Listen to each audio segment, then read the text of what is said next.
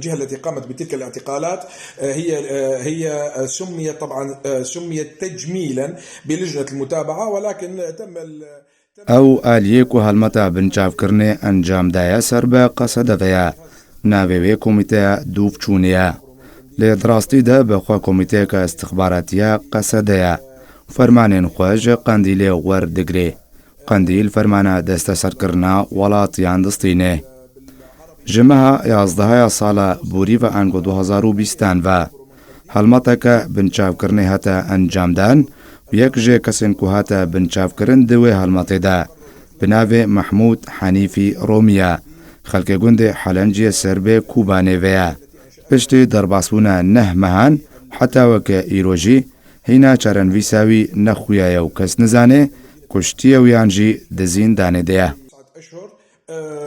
لا أحد يعلم مصير هذا الشاب، يعني أين هو؟ هل هذا الشاب على قيد الحياة؟ هل تمت تصفيته على غرار أمين عيسى أم لا يزال مسجون؟ لا أحد يعرف شيئا عنه.